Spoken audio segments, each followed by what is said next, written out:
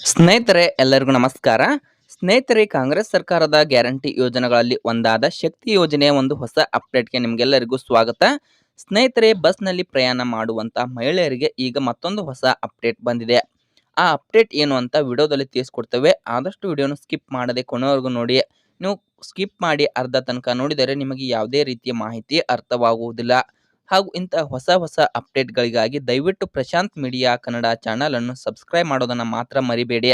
ನೀವು ಸಬ್ಸ್ಕ್ರೈಬ್ ಮಾಡುವುದರಿಂದ ನಾವು ಹಾಕುವ ಹೊಸ ಅಪ್ಡೇಟ್ಗಳು ನಿಮಗೆ ನೋಟಿಫಿಕೇಶನ್ ಮೂಲಕ ಬಂದು ಬೇಗನೆ ತಲುಪ್ತವೆ. ಸ್ನೇಹಿತರೆ, ನಮ್ಮ ಕರ್ನಾಟಕ ರಾಜ್ಯದಲ್ಲಿ ಮಹಿಳೆಯರಿಗೆ ಉಚಿತವಾಗಿ ಬಸ್ಸುಗಳಲ್ಲಿ ಪ್ರಯಾಣ ಮಾಡಲು ಸರ್ಕಾರದಿಂದ ಅವಕಾಶ ಕಲ್ಪಿಸಲಾಗಿದೆ. ಸರ್ಕಾರವು ಮೊದಲೇ ತಿಳಿಸಿದ್ದ ಹಾಗೆ ಈ ಶಕ್ತಿ ಯೋಜನೆಯನ್ನು ಜಾರಿಗೆ ತಂದಿದ್ದಾರೆ. ಶಕ್ತಿ ಯೋಜನೆಯ ಮೂಲಕ ಮಹಿಳೆಯರು ತುಂಬಾ ಪ್ರಯೋಜನವನ್ನು ಪಡೆದುಕೊಳ್ಳುತ್ತಿದ್ದಾರೆ.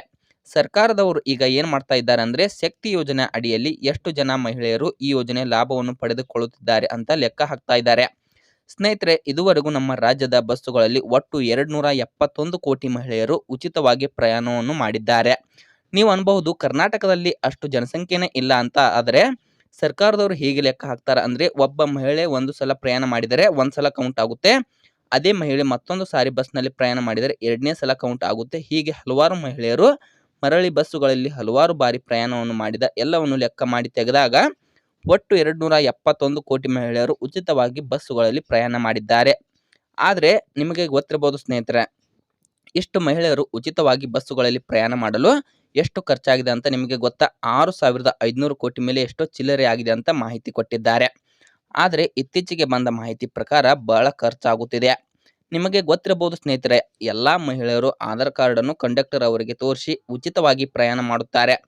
ಆದರೆ ಸರ್ಕಾರದವರು ಮೊದಲು ತಿಳಿಸಿದ್ದರು, ಅದೇನಂದ್ರೆ ಆಧಾರ್ ಕಾರ್ಡ್ ಬದಲಿಗೆ ಒಂದು ಹೊಸ ಕಾರ್ಡ್ ಅಂದ್ರೆ ಶಕ್ತಿ ಸ್ಮಾರ್ಟ್ ಕಾರ್ಡ್ ಅಂತ ಒಂದು ಕಾರ್ಡ್ ಅನ್ನು ಬಿಡುಗಡೆ ಮಾಡುವುದಾಗಿ ಸರ್ಕಾರದವರು ತಿಳಿಸಿಕೊಟ್ಟಿದ್ದರು.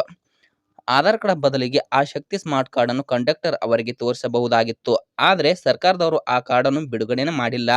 ಆದ್ರೆ ಕೆಲವೊಂದು ಕಡೆ ಏನ್ ಮಾಡ್ತಾ ಇದ್ದಾರೆ ಅಂದ್ರೆ, ಶಕ್ತಿ ಸ್ಮಾರ್ಟ್ ಕಾರ್ಡ್ ಬಿಡುಗಡೆ ಆಗಿದೆ ಅಂತ ಮಹಿಳೆಯರಿಗೆ ತಿಳಿಸಿ ನಕಲಿ ಸ್ಮಾರ್ಟ್ ಕಾರ್ಡ್ ಅನ್ನು ಅವರಿಗೆ ವಿತರಿಸಿ ಹಣ ತೆಗೆದುಕೊಳ್ಳುತ್ತಿದ್ದಾರೆ.